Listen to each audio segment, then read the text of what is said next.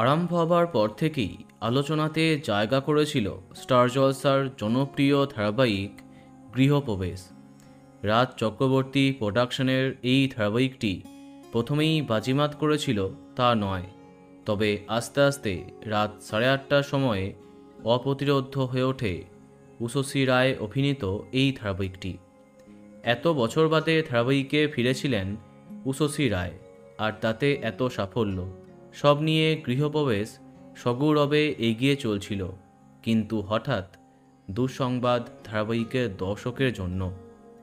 যে ধারাবাহিকটি আগে সপ্তাহ অবধি প্রতিপক্ষ ধারাবাহিককে অনেক পার্থক্যে পরাস্ত করেছে, তাকেই জায়গা ছাড়তে হলো। হ্যাঁ, বেশ কদিন আগেই স্টার জলসা অফিসিয়ালি জানিয়েছে আগামী 7ই জুলাই থেকে রাত 8:30টাতে আসছে রানী ভবানী।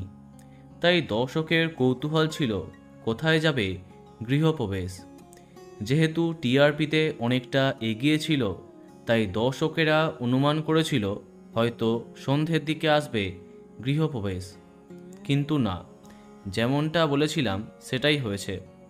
আগামী 7ই জুলাই থেকে রাত 10টায় চলে যাচ্ছে গৃহপ্রবেশ। হ্যাঁ, রোশনাই শেষ হওয়াতে তার জায়গাতে যাচ্ছে উষসী সুস্মিতের এই ধারাবাহিকটি।